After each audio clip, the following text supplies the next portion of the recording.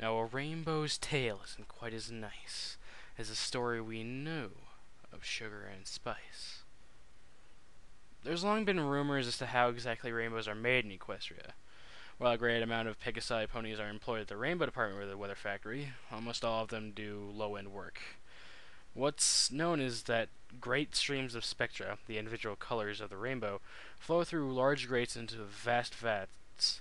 From there, workers carefully and equally mix the spectra into coagulated rainbow pools that dot and run through the factory and surrounding city.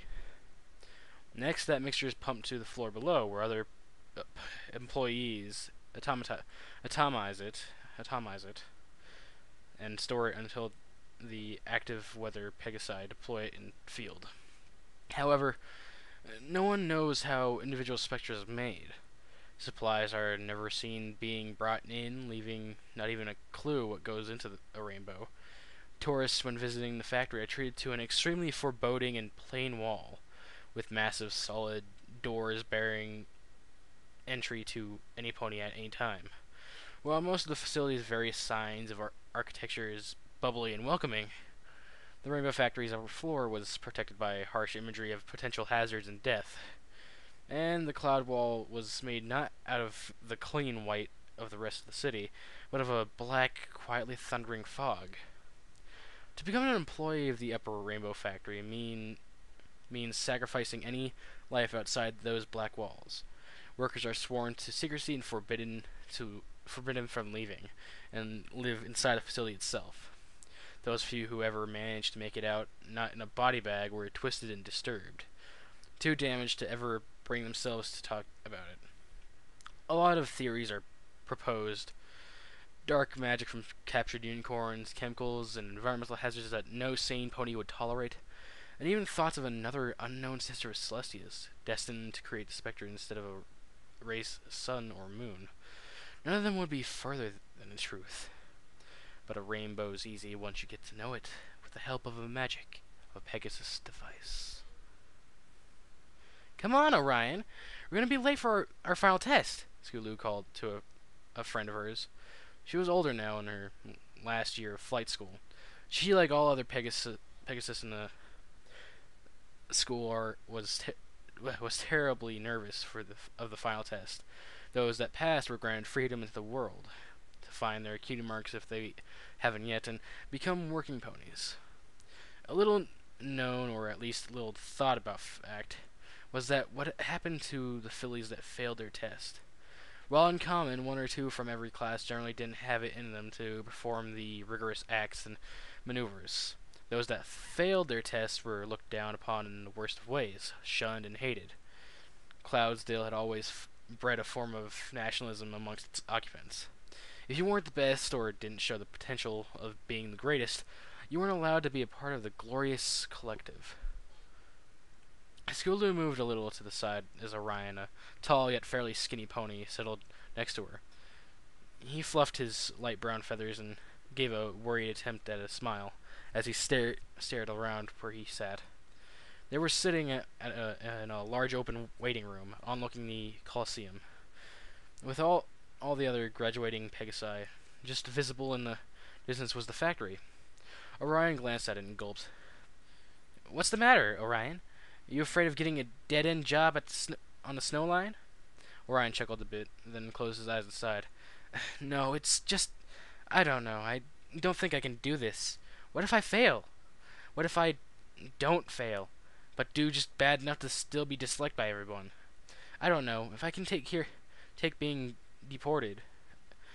Where do we even go anyway?" Scootaloo gave Orion a friendly punch. "No one knows, you dolts, and we're not going to fail. Everyone here is going to be fine. I know I will at least pass." She laughed. Thanks to the tips from Rainbow Dash, I'm sure to be fine." "Oh, yeah, sure. That reassures me. That's actually just as, if not even more reassuring than the psychopathic hate every pony here seems to love to spread." "Quit panicking, Scaredy Wings," Scootaloo replied. "The only one here I think even might fail is the yellow pony with the dark green mane. She's the one who was out sick for that month, you know." God damn it. apologies, everyone.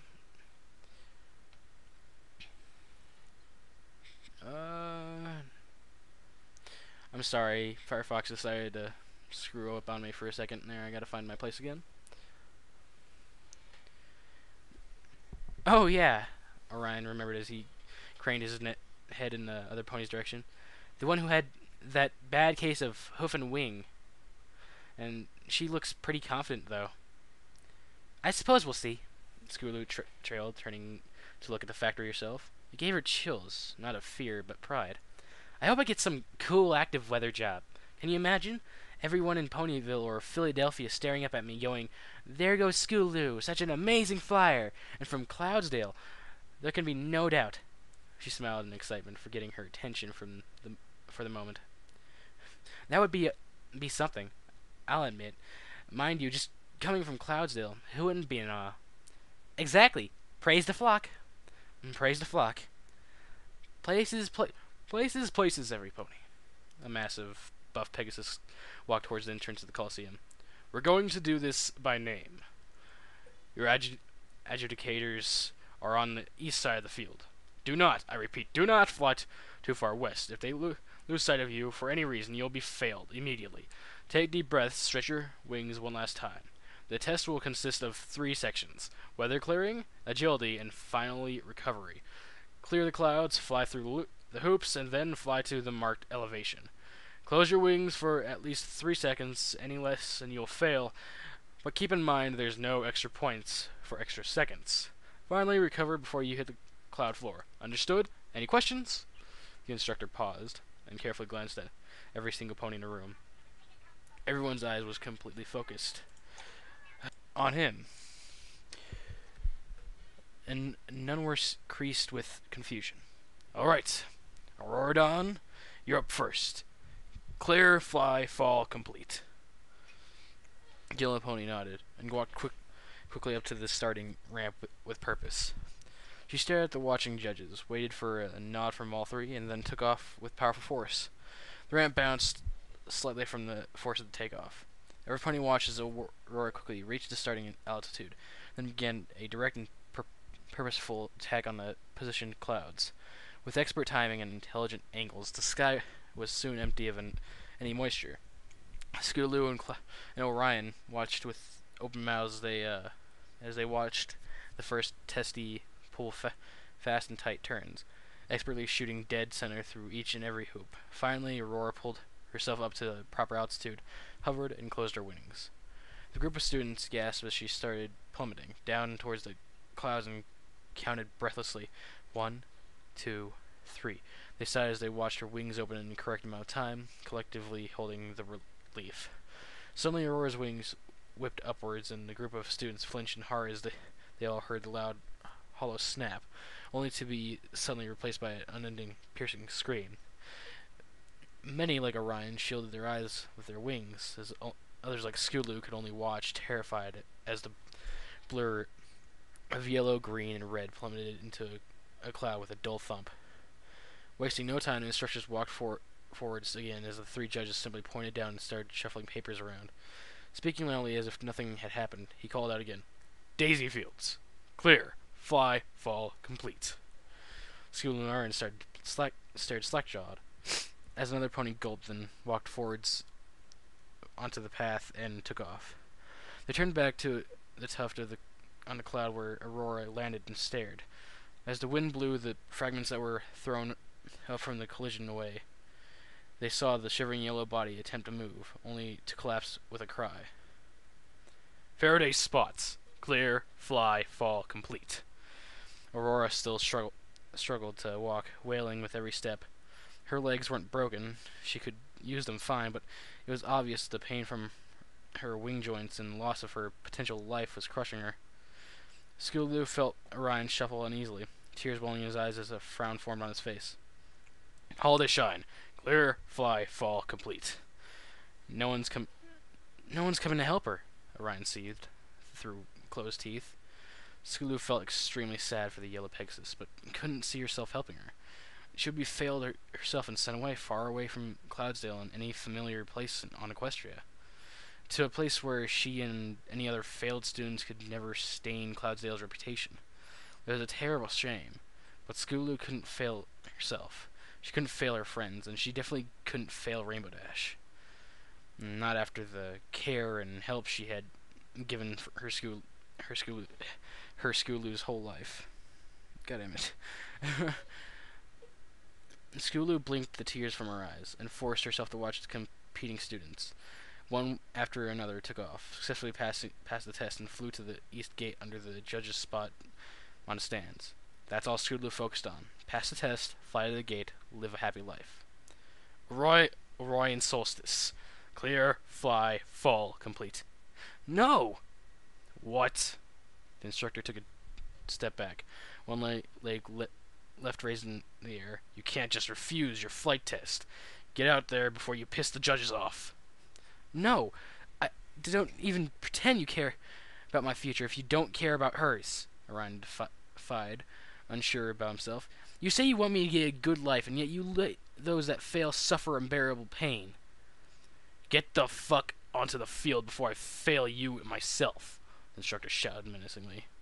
Fine. Orion spoke sharply before walking onto the ramp. He stared at the judges, waited for the individual nods, and the second they came, he took off. However, long before the starting altitude, he turned sharply and landed gently next to Aurora. She turned and looked at him, blood running down her forehead and sides, and tears streaming down her face. What are you doing? You'll fail. Like me, you'll be exiled. I'd rather be exiled from a place that treats ponies like this than live my life while others don't live theirs. Aurora smiled, happiness briefly placing her sadness in her blackened, puffy eyes. So she stumbled again, and intense pain flashed across her body. Orion leaned in close, using his wings to brace the yellow pony against himself. He stared up at the judges, beaming hate with his vision. They stared down, unaffected, and simply pointed down before looking back towards the ramp for the next contestant. Scootaloo stood shocked, hardly hearing her name called. She moved numbly up the ramp, never taking her eyes off her friend and the pony he sacrificed himself to help. After a brief moment, she shook her head, recovered her thoughts, and looked at the judges. Thoughts passed through her head as she watched them all nod. Oh, Celestia, what do I do?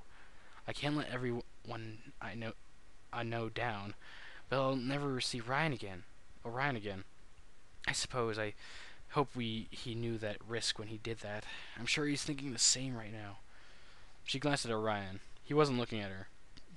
She took off heartbroken. Instinct kicked in as the familiar rush of wind cooled her and blew her thoughts away. She stopped at the right altitude and then launched again, sensing and seeing every cloud, formulating a game plan. In a matter of a couple dozen seconds, the sky was clear. She did a quick loop in mid-flight, aiming for the first hoop. With a powerful flash of her wings, she propelled forward through the first ring, and then a second, and then a third, expertly turning and drifting. She curved in towards the second last ring, near the bottom of the field. As she descended, she caught sight of Orion and Aurora, almost at the west gate now. Orion turned his head and smiled weakly. Scootaloo's focus shattered. Orion knew what he did. He cared about her. He'd miss her, and he'd never get to say goodbye. Scootaloo cranked into the bottom part of the ring, falling backwards in several feet and hitting the ground. With a sudden intense flash of fear, she flipped herself onto her feet and began flapping her wings, levitating off the ground. Maybe that didn't count as a failure, she thought. I can still fly. There was a distraction on the field. She spun around to the judges. 3 hooves pointed down. Scootaloo started crying there, tears welling up and blurring her vision. This wasn't right. This shouldn't have happened. None of it. Orion should have passed his test and cheered her on from the east gate.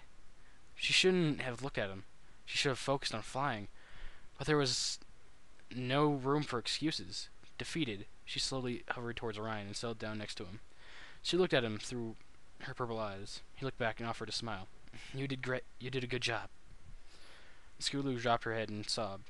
She then walked around Orion, lifted a wing of her own, and helped Aurora walk to the west gate.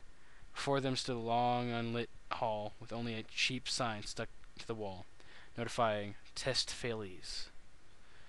To proceed down the hall, they waited, only briefly, to gather themselves and prepare for where they would be taken. Then all stepped forward together.